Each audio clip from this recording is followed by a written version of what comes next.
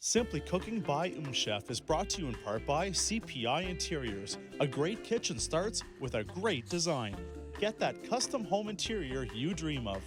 At CPI Interiors, we listen and beautiful happens. Welcome to Simply Cooking by MmmChef. I'm Daniela Croco and I'm a holistic chef. I take traditional and classic recipes and turn them into nutrient-dense and simple eats. I'm going to show you how to take some classic and typical boxed freezer foods and turn them into some homemade and nutritious, delicious eats that are ready to go on a busy night. Stay tuned.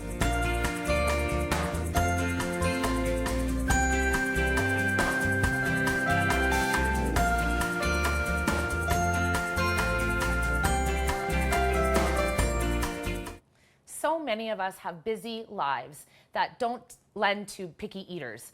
I'm going to show you how to take some freezer-friendly meals and turn them into something that you know what's in them, like chicken fingers and French fries. How many times have you grabbed a pre-made bag of French fries or a pre-made box of chicken fingers from the grocery store to throw into the oven when you know that you don't have time to get dinner on the table for your kids? I'm going to make those same things, but with nutrient-dense ingredients so that you have them ready to go when you are in a rush. Taking a few hours a week to create some things so that you, in a pinch, know that what you're feeding your family is delicious and also nutritious. Chicken fingers. Chicken fingers are something that kids love, and kids definitely are picky when it comes to their chicken fingers. I have some clients whose kids will only eat chicken fingers. So I found a way to get nutritious and delicious ingredients into those chicken fingers so the parents don't have to worry about all of those fillers and unnatural and fake ingredients that you find in the boxed versions from your grocery store. I've got some nice chicken breast here, which I'm gonna cut up in a moment, but first I'm gonna get my breading together. I've got my oven set at 400 degrees and it's getting nice and hot. And I've lined this pan with a piece of parchment. In my bowl on my right, I have some gluten-free flour, but you can use whatever flour or starch that you already have on hand, whether it's all-purpose, cornstarch, potato starch, tapioca starch, rice flour, any of those things will work. We're going to be using that to get the moisture off of the chicken. Then the next step is wet. I've got an egg here and I'm going to crack that in. If you don't eat eggs, you can use a little bit of water mixed with some chia seeds, or you can also save the liquid from your cans of beans, and that actually has the same texture as an egg white and can be used in replace of that. I'm also going to add a little bit of coconut milk to that. At your house, you might have regular milk, or you can just use a splash of water. And then in this bowl, I'm going to put some crumbs. Now you can use regular breadcrumbs that you've purchased from the store, or what I like to do is whenever I have the end of a bag of pretzels or the end of a bag of crackers or the last few crackers in the bottom of a box or maybe some stale bread ends, I save them and let them get all dry, and then I process them in my food processor, and then I have these delicious breadcrumbs that are already full of flavor. Most of these guys are the end of a gluten-free bag of pretzels that I was eating the other night. I'm gonna put that in there. Oh, that's a lot, but that's okay. I also like to use nutritional yeast in my breading because it adds a nice cheesy flavor and it tends to kind of feel like it's Parmesan cheese, but it actually is full of nutrients. It's full of B12 and a whole bunch of other vitamins and minerals. That lid is on there strong. All right, I got it off. Just a little bit in there. Oops. And give that a stir, just so that it's blended well. Then another trick I like to do to even add another layer of flavor is I like to add a little squirt of Dijon mustard to my wet ingredients. Awesome. Give that a whisk. Along with these chicken fingers today, we're going to be making oven fries. So just like those McCain French fries that you buy from the grocery store that you just pop into the oven and have ready in 15 minutes, these are going to be the same thing, but they're going to be made with real potatoes and they're not going to have any fillers, and you can put whatever seasonings and flavors that you want on them. Both the chicken fingers and the fries today are going to be able to be frozen and taken out of the freezer and baked in 20 minutes, just like a traditional boxed item. All right. Every chicken breast typically has a tender, so I like to rip that off Sometimes when you buy the chicken breast, it doesn't have that on there, so that's okay. And then I like to cut the chicken so that they all have similar size, so they're all gonna cook evenly. I like the finger shape, but there's lots of kids out there that want nuggets, so how you cut your chicken is up to your own preference. If you don't eat meat, you don't have to use chicken. You can use tofu, cut into chunks, and use the same breading technique. You can use things like rounds of zucchini or rounds of eggplant and do the same thing. Or even tempeh. It works really, really well in a recipe like this. All right. I'm gonna put my knife in the sink and wash my hands because we have raw chicken going. And I've got a disinfectant wipe here just to make sure that our raw chicken doesn't touch anything else. All right. First step, I'm just gonna do a few to show you. First step is to put the wet chicken into the dry starch or flour, whatever you've decided to use. Now you see it's got a great surface area to grab on to that wetness moisture from the egg and the Dijon mustard. Look at that. And then straight into the breadcrumbs. Now I'm trying to be clean by using this fork, but if you have kids helping you in the kitchen, you can get them to get their hands dirty. A lot of the kids that I work with love this kind of stuff, love to help crack the eggs, and love to get their hands involved. This way, when you make the food, your kids have a sense of responsibility and they're more likely to want to eat it because it may not look exactly like the ones that you buy from the grocery store. And what I find is when a kid has a bit of responsibility in taking part in making the recipe, they're much more likely to enjoy it and also feel pride in having a part of making it. All right, I'm gonna make one more and then I'm gonna set these to the side. And when we go to break later, I'll finish them up and I'll get them in the oven. I have a dessert happening as well. I'm gonna be making my famous chocolate banana fudgicles.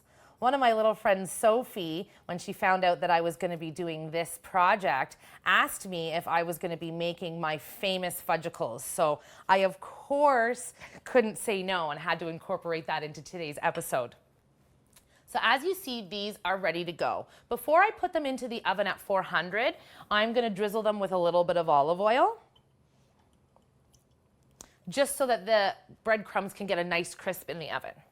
So I'm gonna set this aside and finish this up when we go on break. But before we go on the break, I'm gonna show you what's gonna go into the blender to make our popsicles. I've got my high-powered blender here, but because we're using bananas and other simple ingredients, you don't need to have a high-powered blender for this recipe. You can use a stick blender or just a regular affordable blender, or you can even just put all the ingredients into a bowl and use a potato masher or a whisk to mash up those bananas for you. But because I have a blender, it's much quicker, so I'm gonna use that today. I'm gonna peel 2 bananas. This is also a great place that you can use those frozen brown bananas that you might have in the back of your freezer, or some bananas that maybe are a little bit too brown for you guys to eat fresh. It's a great time to put them into this recipe. I've got some raw cacao powder here. You can use cocoa powder, you can use chocolate syrup, you can use even melted chocolate chips if you don't have any cocoa powder on hand. But I always do. I like to use about a half a cup. I like it really chocolatey. Then for a little bit of sweetness, I'm gonna pour in some maple syrup. I've always got a jar of maple syrup on hand. If you don't use maple syrup, you can use honey. You can use real sugar. And if you're staying away from sugar and you're low carb, or perhaps you're diabetic or something like that, you can definitely use things like stevia or sweet and low sweetener, what have you. Whatever you have in your cupboard and use on a regular basis, that's what I suggest that you use in here. And then to give it a little bit of creaminess, because every fudgicle is really creamy, I've got coconut milk. I just like to cover it enough. This is a 2-liter blender, and I know that about 1 liter is what I'm looking for. I have these really cool popsicle molds, and they fit about 1 liter. So we're gonna take a break right now, and on the break, I'm gonna blend up my popsicle mix and pour it into these molds and get them in the freezer. And then I'm gonna finish up the rest of these chicken fingers and get them in the oven. And then when we come back, I'm gonna show you how to do the French fries. See you soon.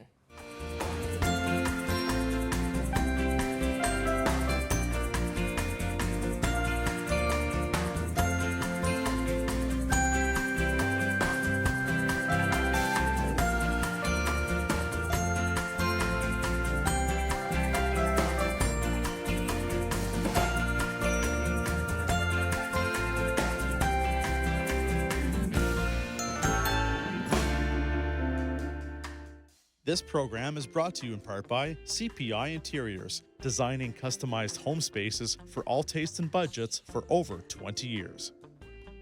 At CPI Interiors, we listen and beautiful happens.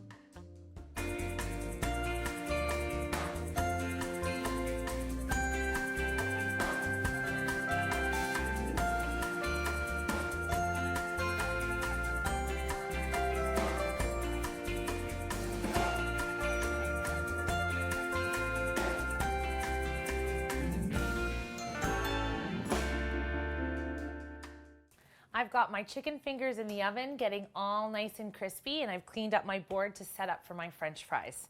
Today I'm using regular potatoes and sweet potatoes, but you can use whatever kind of potatoes are your family's favorite. I like to cut mine in wedges, so I just cut off all the little sad pieces that I see on the outside, cut it in half, and then cut it in half again. And then I've got these lovely wedges. I'm gonna throw them into this bowl as I cut these up. So today I'm going to be eating this stuff at the end of the episode, so I'm going to be cooking them directly. But if I was making them in ahead of time to freeze so that I could have them another time to grab, the chicken fingers are in the oven and they're cooking right now. I would take those out of the oven, let them cool and freeze them. But the potato wedges, I wouldn't cook them. I would freeze them from raw. That way, when you take them out of the oven, they will actually cook at the same time as the pre-cooked chicken fingers. Fruits and veggies in the freezers tend to soften. So once I freeze these potatoes, they'll be kind of soft anyway, which is kind of like partially cooking. So that's why I like to bake them from raw from frozen instead of baking them first. 2 more. Another reason I like to use wedges is I'll show you in a second. It allows for me to bake them without having to flip them. So I've got my potatoes in the bowl. Just gonna add a lovely drizzle of olive oil. And at this point you could just put them in the oven like this, but I love flavor. So I'm gonna grind some of my coarse Mediterranean sea salt, which is my favorite thing in the kitchen. And give a nice sprinkle of salt. And then I love garlic, so garlic powder. You could use fresh garlic, you could use fresh herbs, you could use dried herbs, or if your kids are picky, you don't have to put any seasoning on at all. I'm gonna give these a lovely toss. And this is what I was talking about, not having to flip them. If I keep them on their back so that the cut point is facing up instead of on its side, then halfway through the cooking, I don't have to flip them at all. The hot air gets around the potato really, really nicely and browns it on all sides. And because only a tiny little part of the potato itself is touching the pan, it goes for even cooking and it's also way more convenient. No flipping required. How many times have you put fries in the oven from the freezer and forgot to flip them halfway through? I've done that many times. All right, I'm gonna get these potatoes in the oven. My chicken's already been in there for about 10 minutes and they're gonna take another about 15 to cook, and these are gonna take about the same amount of time. I've got my oven set to 450. Excellent. So, who can have chicken fingers and fries without ketchup? Not me. Ketchup that you buy at the store is so full of sugar and so full of ingredients that we may not want our kids to be eating all the time. So I have a great simple recipe for ketchup that has little to no sugar and you know what's in it. I've got a pot that I'm putting on the stove and I've got some leftover tomato paste. I like to buy the big cans or jars of tomato paste so that I have some left over. I always like to use a little bit of tomato paste in a recipe here and there to add a depth of flavor, so I've always got some in my fridge. Now, if you don't have tomato paste, you don't need tomato paste. You can use crushed tomatoes, diced tomatoes, whole tomatoes, canned tomatoes, jarred tomatoes, all of those kinds of things. And you know what? I've even made the same sauce without the tomatoes and used a bunch of garlic and created like almost like a sweet and sour garlic sauce. But I'm gonna use this tomato paste and put it into the bottom of my pan. Now, I don't wanna waste all the stuff that's on the outside of this jar, so I'm actually gonna put my other liquid ingredients right in this jar and shake it up so that I get every last spot of tomato paste. This is raw apple cider vinegar. And it's my favorite vinegar because it has live probiotics in it and it's really great for your tummy and for digestion. But if you don't have this type of vinegar, that's okay. You can use regular white distilled vinegar, balsamic vinegar, rice wine vinegar, white wine vinegar.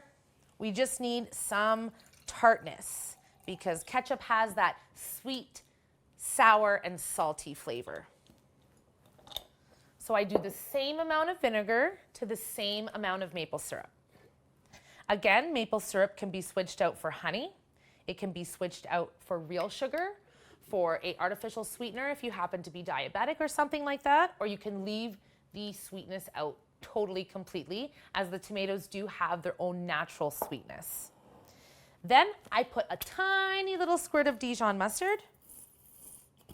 And when I said tiny, I meant tiny. And a bunch of salt, because like I said, ketchup is really sweet and salty. Probably about 2 teaspoons, maybe even a full tablespoon of salt is in there. Look at that. Now the jar's nice and clean and I'm not wasting anything. Oop. Get that in my pan. Now that all my ingredients are in there, I'm gonna turn this on. All right. Get this nice and mixed up, and I'm just looking for this to come to a quick simmer. The tomato paste is already nice and thick, so it's already pretty similar to the consistency of what we're looking for a ketchup. But I like to bring a little bit of heat to it because I find that the heat helps to amalgamate all the flavors together. If you didn't want to heat up the ketchup, you could just throw this all into a blender and blend it up and put it back in a jar, and that would work too. Awesome. So I've got my ketchup simmering, I've got my chicken fingers in the oven, I've got my French fries in the oven, and I've got my popsicles freezing in the freezer. When we get back from the break, I'm gonna put it all together and show you how to get them frozen so that you can use them on a busy day, and we're gonna taste one of those awesome popsicles. See you after the break.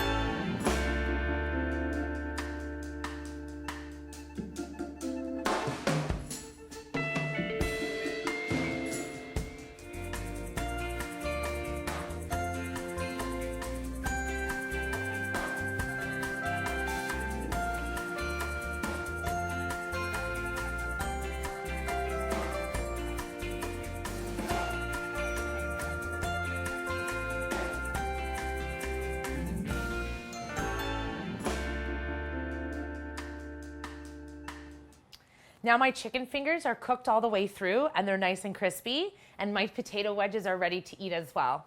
I also took my ketchup off the stove and I'm gonna put it into a jar for later on.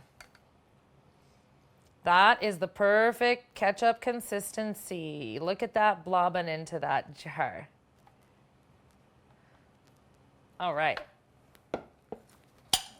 This can go in the fridge. Now, before I plate the meal, I'm just gonna show you what I do to put them into the freezer so that on a later day, when I'm in a rush and need to make dinner in 20 minutes, I can grab things frozen. These are the potatoes that I had mentioned to you earlier that I froze before I baked them. As you see, they don't have any brown or any char to them because I put them in the freezer before they were cooked. But I did coat them in the olive oil and I did season them with the garlic powder and the salt before I put them in the freezer. Now when I want to eat these, I'm gonna set my oven to 450 and I'm gonna grab a handful and put them on my pan, and they're gonna cook at the same time as my frozen chicken fingers. Today I put these into the oven at a different time because I was cooking them both from raw. But what's great about having them frozen, like a pre-made boxed frozen meal that you're used to from the grocery store, is that they'll actually cook at the same time. When I made these chicken fingers, I had a little bit of extra time, so I took my time and I wrapped each one individually in a piece of parchment. But what you can do if you don't have that type of time or that type of patience, you can do what I did here with the potatoes. You make one layer and then put a piece of parchment on top and then make another layer. And this way, they're not touching each other and they don't freeze together and get stuck. I'm gonna put these back into the freezer in a second and grab my popsicles, but first I'm gonna plate myself some yumminess. Some sweet potato and regular potato. And 2 chicken fingers. And a lovely dollop of ketchup on the side. Now, what kid wouldn't like that? I don't know too many. Let me get these back in the freezer and I'll grab a popsicle and show you how my fudgicles came out. Look at that. Creamy, chocolatey, and delicious. And with all ingredients that you can pronounce and low sugar and nothing processed, you can feel confident in feeding this to your kid or to yourself, knowing that it is full of nutrition. Sometimes cooking for picky eaters can be really, really difficult, especially when those picky eaters have a lot of events and appointments and you've got a busy week happening. It can be really, really hard to get a nutritious yet delicious meal on the table. I know that in those busy times and in those busy moments, I definitely grab for things like pre-boxed food or even maybe go through the drive-thru on my way home. I'm hoping that after teaching you this, it will allow you to think a little bit outside the box and you'll be able to create those favorite boxed foods and have them ready to go when your kids are hungry. Sometimes I even do it with pizza. You can make pre-made pizza dough, put all the toppings on, and before you bake it in the oven, you can actually throw it in the freezer so that on another day, you can take that frozen pizza out and pop it in the oven and you can have dinner ready in 20 minutes. Oh my. These are so delicious. And this was so simple. Can't wait to see you next time.